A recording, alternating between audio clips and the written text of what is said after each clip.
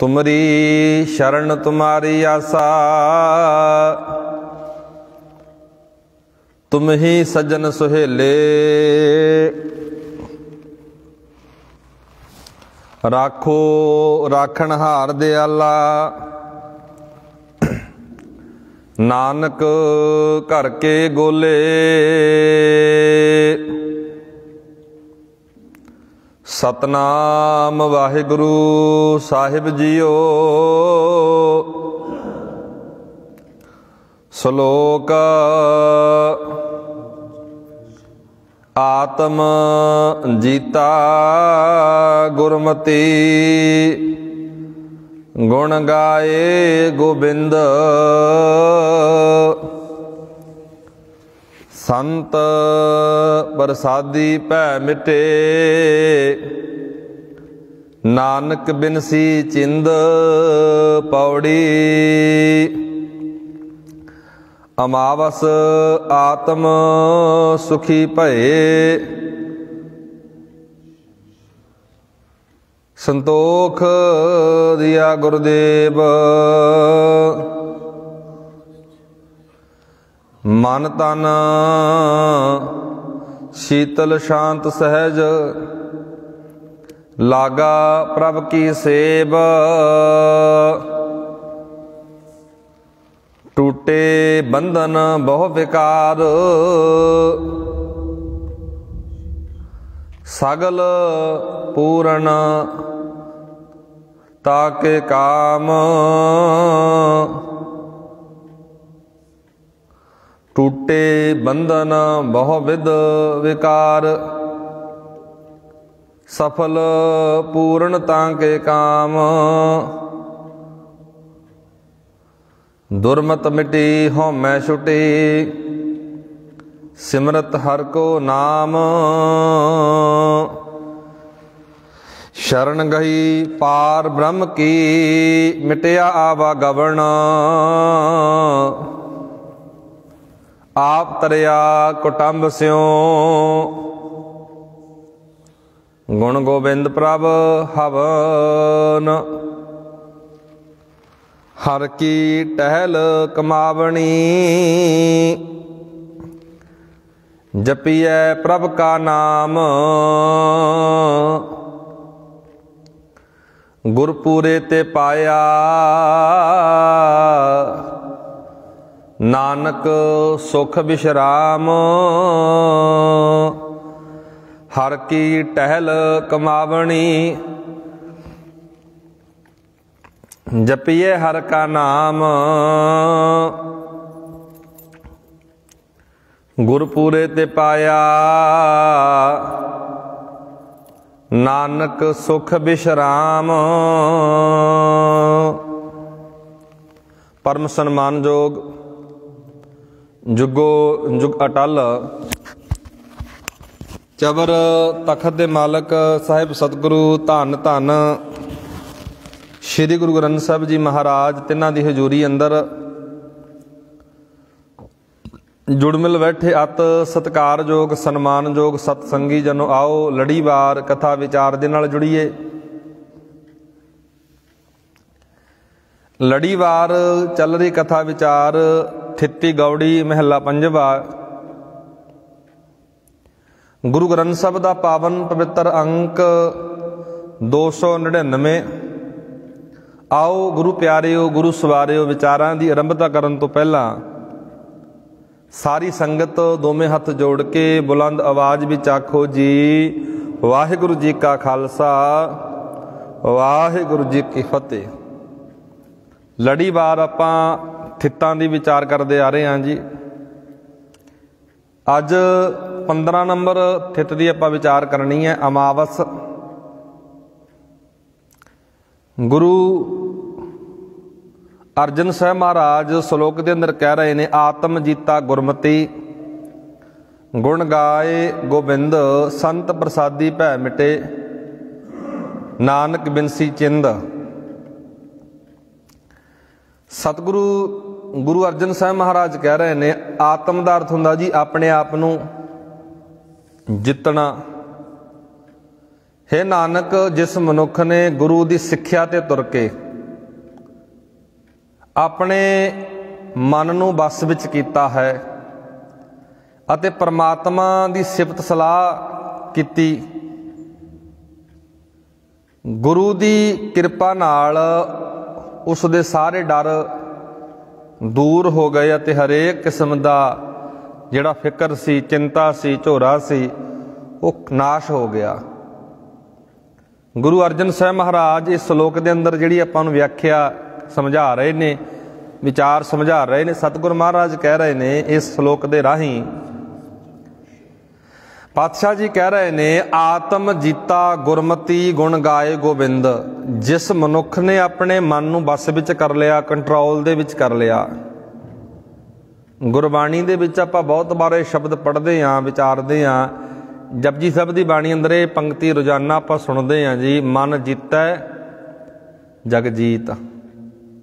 ਕੰਮ ਬਹੁਤ ਔਖਾ ਹੈ, ਪਰ ਜੇ ਇਹ ਕੰਮ ਕਰਿਆ ਜਾਵੇ, ਜੇ ਇਹ ਮਨੁੱਖ ਇਸ ਰਾਹ ਤੇ ਤੁਰ ਪਵੇ, ਆਪਣੇ ਮਨ ਦੀਆਂ ਵਾਸ਼ਨਾਵਾਂ ਤੇ ਕਾਬੂ ਪਾ ਲਵੇ, ਮਨ ਨੂੰ ਜਿੱਤ ਲਵੇ। ਸਤਿਗੁਰੂ ਮਹਾਰਾਜ ਕਹਿੰਦੇ, ਆਤਮ ਜੀਤਾ ਗੁਰਮਤੀ। ਆਤਮਾ ਕੰਟਰੋਲ ਦੇ ਵਿੱਚ ਕਿਵੇਂ ਆਵੇਗੀ, ਜਿੱਤਿਆ ਕਿਵੇਂ ਜਾਵੇਗਾ ਮਨ? ਗੁਰੂ ਦੀ ਮੱਤ ਲੈ ਕਰਕੇ, ਗੁਰੂ ਦੇ ਰਾਹ ਤੇ ਤੁਰ ਕੇ। ਇੱਕ ਵਾਹਿਗੁਰੂ ਦਾ ਨਾਮ ਹੈ ਜੋ ਸਾਡੇ ਮਨ ਨੂੰ ਕੰਟਰੋਲ ਦੇ ਵਿੱਚ ਰੱਖਦਾ। ਆਪਾਂ ਨਾਮ ਜਪਦੇ ਹਾਂ, ਨਾਮ ਆਰਾਧਦੇ ਹਾਂ, ਕਾਹਦੇ ਵਾਸਤੇ? ਸਾਡਾ ਮਨ ਆ ਨਾ ਜਿਹੜਾ ਕੰਟਰੋਲ ਦੇ ਵਿੱਚ ਆ ਜਾਂਦਾ। ਉਦਾਹਰਨ ਦੇ ਵਜੋਂ ਆਪਾਂ ਸਮਝੀਏ, ਮੰਨੋ ਪਾਣੀ ਦੀ ਉਦਾਹਰਨ ਲੈ ਲਈਏ ਆਪਾਂ। ਜੇ ਪਾਣੀ ਇੱਕ ਮਰਿਆਦਾ ਵਿੱਚ ਤੁਰਦਾ ਨਾ, ਪਾਣੀ ਵਿਗਾੜ ਨਹੀਂ ਪਾਉਂਦਾ। ਅੱਗ ਮਰਿਆਦਾ ਵਿੱਚ ਰਹਿੰਦੀ, ਅੱਗ ਤੋਂ ਕਿੰਨਾ ਕੁਝ ਪ੍ਰਾਪਤ ਕਰਦੇ ਹਾਂ ਆਪਾਂ, ਕਿੰਨਾ ਕੁਝ ਬਣਾਉਂਦੇ ਹਾਂ, ਭੋਜਨ ਪਕਾ ਲੈਂਦੇ ਹਾਂ। ਅੱਗ, ਪਾਣੀ, ਕੁਦਰਤੀ ਜਿਹੜੀਆਂ ਪਦਾਰਥ ਨੇ ਜਿਹੜੇ ਨਾ, ਜਦੋਂ ਆਪੇ ਤੋਂ ਬਾਹਰ ਹੁੰਦੇ ਨੇ, ਮਰਿਆਦਾ ਤੋਂ ਬਾਹਰ ਹੁੰਦੇ ਨੇ, ਨੁਕਸਾਨਦਾਇਕ ਹੁੰਦੇ ਨੇ, ਨੁਕਸਾਨ ਕਰ ਦਿੰਦੇ ਨੇ। ਇਸੇ ਤਰ੍ਹਾਂ ਮਨੁੱਖ ਦਾ ਜਿਹੜਾ ਮਨ ਆ ਨਾ, ਜਦੋਂ ਕੰਟਰੋਲ ਤੋਂ ਬਾਹਰ ਹੋ ਜਾਂਦਾ, ਫਿਰ ਨੁਕਸਾਨ ਕਰਦਾ, ਸਰੀਰ ਦੇ ਨੁਕਸਾਨ ਕਰਦਾ, ਉਹ ਆਪਣੀ ਜ਼ਿੰਦਗੀ ਬਰਬਾਦ ਕਰ ਬੈਂਦਾ। ਗੁਰੂ ਅਰਜਨ ਸਾਹਿਬ ਮਹਾਰਾਜ ਕਹਿੰਦੇ, ਭਲਿਆ ਆਪਣੇ ਮਨ ਨੂੰ ਕੰਟਰੋਲ ਦੇ ਵਿੱਚ ਰੱਖ, ਬੱਸ ਦੇ ਵਿੱਚ ਰੱਖ। ਪਾਤਸ਼ਾਹ ਜੀ ਕਹਿ ਰਹੇ ਨੇ, ਆਤਮ ਜੀਤਾ ਗੁਰਮਤੀ ਗੁਣ ਗਾਏ ਗੋਬਿੰਦ।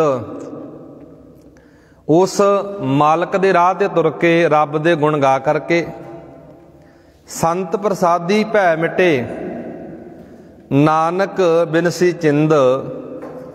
ਇੱਥੇ ਇਹ ਪੰਕਤੀ ਵਿੱਚ ਕਹਿ ਰਹੇ ਨੇ ਜੀ, ਪਾਤਸ਼ਾਹ ਜੀ ਕਹਿ ਰਹੇ ਨੇ, ਪਰਮਾਤਮਾ ਦੀ ਸਿਫਤ ਸਲਾਹ ਕੀਤੇ ਆ। ਜਦੋਂ ਰੱਬ ਦੀ ਸਿਫਤ ਕਰਦੇ ਹਾਂ, ਵਡਿਆਈ ਕਰਦੇ ਹਾਂ, ਗੁਰੂ ਦੀ ਕਿਰਪਾ ਦੇ ਨਾਲ ਅੰਦਰ ਦੇ ਜਿਹੜੇ ਡਰ ਨੇ ਨਾ, ਦੂਰ ਹੋ ਜਾਂਦੇ ਨੇ। ਅੰਦਰ ਜਿਹੜੇ ਡਰ ਬੈਠੇ ਨੇ ਉਹ ਦੂਰ ਹੋ ਗਏ ਗੁਰੂ ਦੀ ਕਿਰਪਾ ਨਾਲ। ਪਾਤਸ਼ਾਹ ਜੀ ਕਹਿ ਰਹੇ ਨੇ, ਸੰਤ ਪ੍ਰਸਾਦੀ। ਇਹਦਾ ਸੰਤ ਦਾ ਅਰਥ ਹੁੰਦਾ ਇੱਥੇ ਕੀਤਾ ਜੀ ਗੁਰੂ ਦੀ ਕਿਰਪਾ ਦੁਆਰਾ, ਗੁਰੂ ਦੀ ਰਹਿਮਤ ਦੁਆਰਾ ਭੈ ਮਿਟੇ। ਭੈ ਦਾ ਅਰਥ ਹੁੰਦਾ ਡਰ। ਅੰਦਰ ਦੇ ਜਿਹੜੇ ਡਰ ਨੇ ਮਿਟ ਗਏ। ਨਾਨਕ ਬਿਨਸੀ ਚਿੰਦ। ਪਾਤਸ਼ਾਹ ਜੀ ਕਹਿ ਰਹੇ ਨੇ, ਅੰਦਰ ਦੀ ਜਿਹੜੀ ਚਿੰਤਾ ਸੀ, ਚਿੰਦ ਦਾ ਅਰਥ ਹੁੰਦਾ ਜੀ ਚਿੰਤਾ, ਫਿਕਰ। ਜਦੋਂ ਬੰਦੇ ਨੂੰ ਡਰ ਪੈ ਜਾਂਦਾ, ਫਿਰ ਚਿੰਤਾ ਝੋਰੇ ਵੀ ਖੜੇ ਹੋ ਜਾਂਦੇ ਨੇ। ਮੈਂ ਇੱਥੇ ਕਿਹੜੇ ਡਰ ਦੀ ਗੱਲ ਕਰਦਾ ਜੀ? ਬੰਦਾ ਦੁਨਿਆਵੀ ਤੌਰ ਤੇ ਤੁਸੀਂ ਵੇਖੋਗੇ ਨਾ, ਇੰਨਾ ਡਰਿਆ ਹੋਇਆ ਹੈ। ਵਿਪਰ ਨੇ, ਪੁਜਾਰੀ ਨੇ ਜੇ ਸਾਡੀ ਲੁੱਟ ਕੀਤੀ, ਸਾਨੂੰ ਡਰਾ ਕੇ ਕੀਤੀ ਹੈ। ਆਪਾਂ ਸਾਰੇ ਸਮਾਜ ਵਿੱਚ ਵਿਚਰਦੇ ਹਾਂ, ਸਮਾਜ ਵਿੱਚ ਆਪਾਂ ਕਿੰਨਾ ਕੁਝ ਵੇਖਦੇ ਹਾਂ। ਪੁਜਾਰੀ ਨੇ ਕਿੰਨਾ ਡਰ ਪਾ ਦਿੱਤਾ, ਉਹਨਾਂ ਸਿਰ ਘੁਮਾਉਣ ਵਾਲੇ ਲੋਕਾਂ ਨੇ ਕਿੰਨਾ ਡਰ ਪਾ ਦਿੱਤਾ। ਡਰ ਦੇ ਕਾਰਨ ਮਨੁੱਖ ਅੱਗੇ ਨਹੀਂ ਵਧ ਰਿਹਾ। ਉਹਨੂੰ ਦੱਸਿਆ ਜਾਂਦਾ, ਸਿਖਾਇਆ ਜਾਂਦਾ ਹੈ, ਜੇ ਤੂੰ ਫਲਾਣੀ ਚੀਜ਼ ਦਾਨ ਕਰੇਂਗਾ ਫਿਰ ਤੇਰਾ ਭਲਾ ਹੋਵੇਗਾ, ਫਿਰ ਤੈਨੂੰ ਕੁਝ ਪ੍ਰਾਪਤ ਹੋਵੇਗਾ। ਪਤਾ ਨਹੀਂ ਕਿੰਨਾ ਕੁ ਵਿਹਲੜ ਬਾਬਿਆਂ ਨੇ ਸਾਡੇ ਸਾਹਮਣੇ ਡਰ ਖੜੇ ਕਰ ਦਿੱਤੇ ਨੇ। ਗੁਰਬਾਣੀ, ਗੁਰੂ ਦਾ ਗਿਆਨ, ਪਾਤਸ਼ਾਹ ਜੀ ਕਹਿ ਰਹੇ ਨੇ, ਜਿਨ ਨਿਰਭਉ ਜਿਨ ਹਰ ਨਿਰਭਉ ਧਿਆਇਆ ਜੀ, ਤਿਨ ਕਾ ਭਉ ਸਭ ਗਵਾਸੀ। ਜਿਹੜਾ ਗੁਰਬਾਣੀ ਨਾਲ ਜੁੜ ਜਾਂਦਾ ਹੈ, ਗੁਰੂ ਗ੍ਰੰਥ ਸਾਹਿਬ ਦੀ ਵਿਚਾਰ ਨਾਲ ਜੁੜ ਜਾਂਦਾ, ਉਹ ਡਰ ਤੋਂ ਮੁਕਤ ਹੋ ਜਾਂਦਾ, ਰਹਿਤ ਹੋ ਜਾਂਦਾ ਹੈ। ਨਹੀਂ ਤਾਂ ਥਾਂ ਥਾਂ ਤੇ ਸਾਨੂੰ ਡਰ ਪਾਇਆ ਜਾਂਦਾ ਹੈ।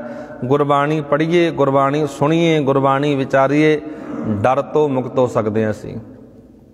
ਇਹਦੇ ਕਾਰਨ, ਡਰ ਦੇ ਕਾਰਨ ਹੀ ਸਾਡੀ ਲੁੱਟ ਹੁੰਦੀ ਹੈ। डर के कारण बहुत लुट्टां हो जांदियां ने। अते पातशाह जी कहते जो भै मिट जाता है, डर मिट जाता है, नानक बिनसी चिंद, अते जिहड़ी चिंता ते झोरा वो भी मिट जाता है, फिक्र आ जिहड़ी वो भी मिट जाती है। गुरु साहब जी अगे 15 नंबर पौड़ी के अंदर कह रहे हैं जी, 15 नंबर थित के अंदर कह रहे हैं, अमावस आत्म सुखी भय संतोख दिया गुरुदेव।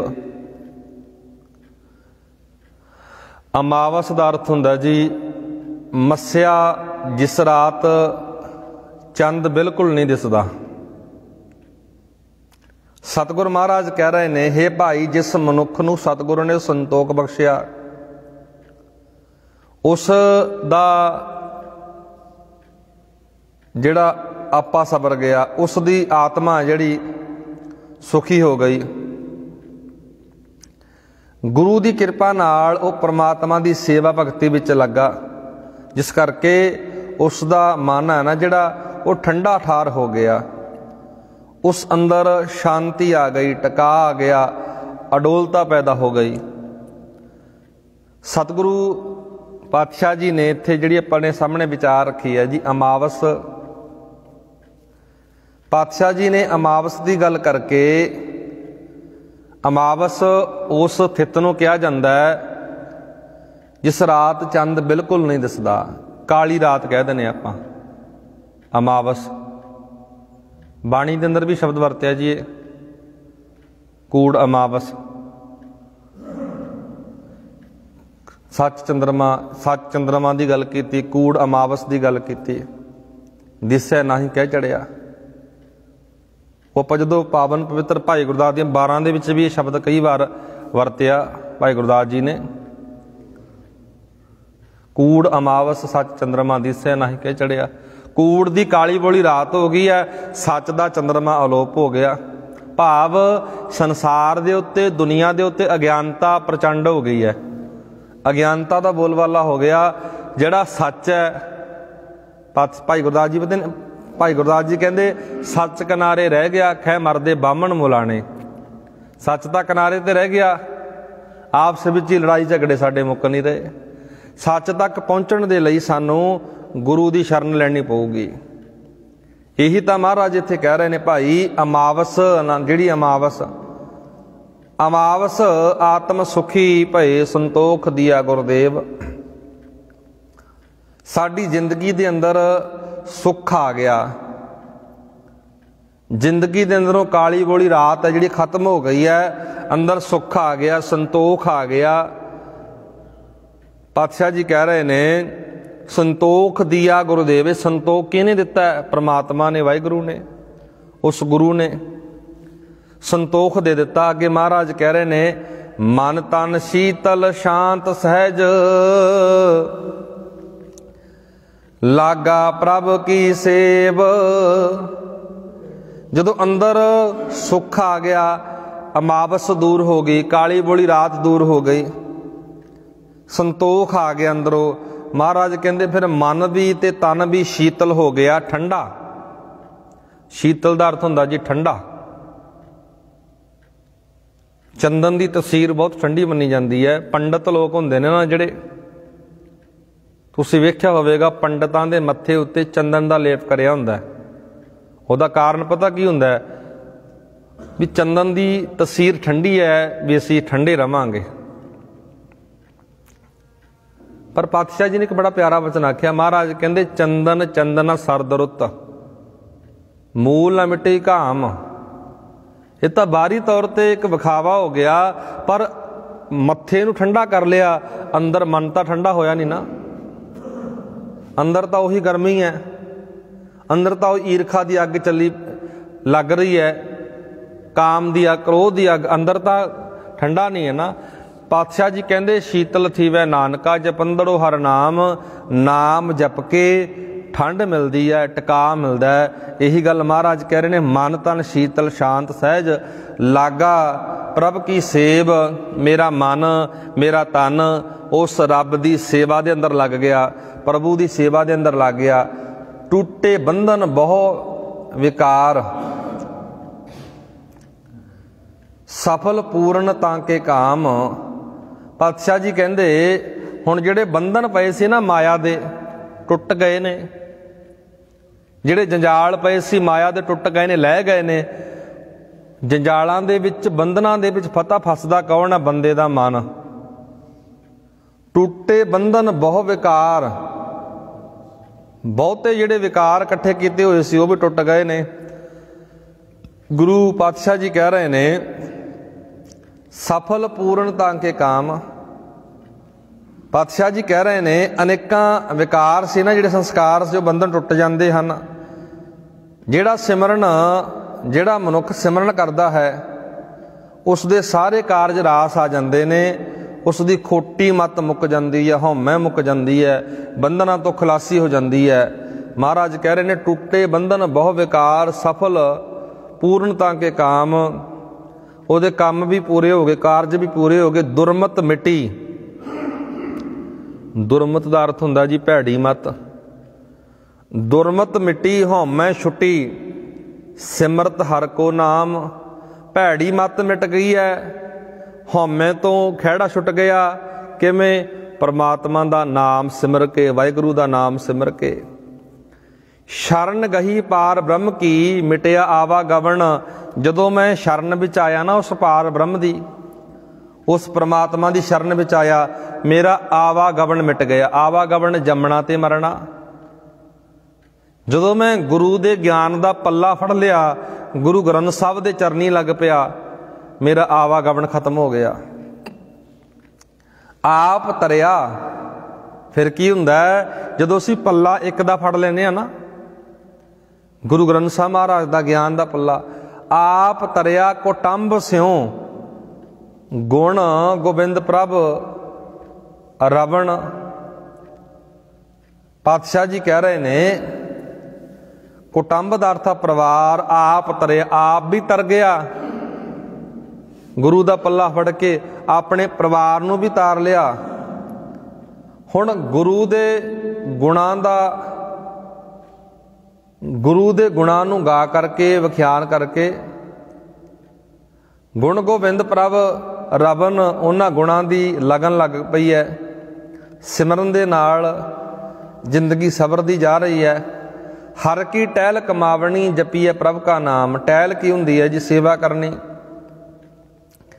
ਸਤਿਗੁਰੂ ਮਹਾਰਾਜ ਇੱਥੇ ਆਪਾਂ ਨੂੰ ਇਹਨਾਂ ਪੰਕਤੀਆਂ ਦੇ ਵਿੱਚ ਕਹਿ ਰਹੇ ਨੇ, ਹੇ ਭਾਈ, ਜਿਸ ਮਨੁੱਖ ਨੇ ਪ੍ਰਮਾਤਮਾ ਪਰਮੇਸ਼ਰ ਦਾ ਆਸਰਾ ਲਿਆ, ਉਸ ਦਾ ਜਨਮ ਸਵਰ ਗਿਆ, ਵਿਕਾਰਾਂ ਤੋਂ ਰਹਿਤ ਹੋ ਗਿਆ ਅਤੇ ਉਹ ਗੁਰੂ ਦੀ ਸੇਵਾ ਦੇ ਵਿੱਚ ਲੱਗ ਗਿਆ।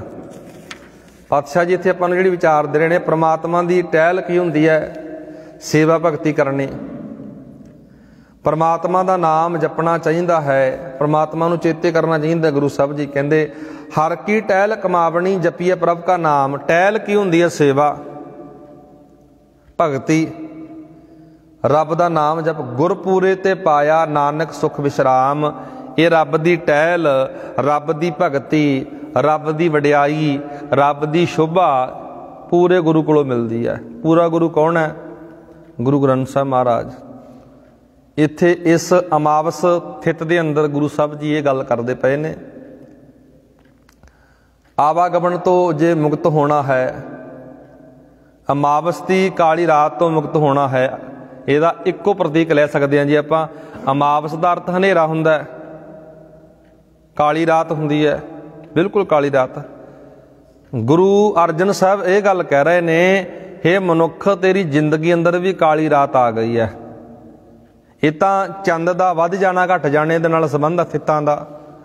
ਪਰ ਗੁਰੂ ਸਾਹਿਬ ਜੀ ਬੰਦੇ ਦੇ ਮਨ ਨੂੰ ਟਾਰਗੇਟ ਕਰਦੇ ਨੇ, ਹੇ ਮਨੁੱਖ, ਤੇਰਾ ਮਨ ਹਰ ਵੇਲੇ ਕਾਲੀ ਰਾਤ ਵਿੱਚ ਰਹਿੰਦਾ ਹੈ। ਸੱਚ ਤੋਂ ਪਰੇ ਹੋ ਕੇ, ਗਿਆਨ ਤੋਂ ਪਰੇ ਹੋ ਕੇ, ਗੁਰੂ ਦੀ ਵਿਚਾਰ ਤੋਂ ਪਰੇ ਹੋ ਕੇ ਬੰਦੇ ਦਾ ਮਨ ਕਾਲਾ ਹੋ ਜਾਂਦਾ ਹੈ। ਇਸ ਮਨ ਕੋ ਜਨਮ ਜਨਮ ਕੀ ਮਲ ਲਾਗੀ, ਕਾਲਾ ਹੋਆ ਸ਼ਿਆ।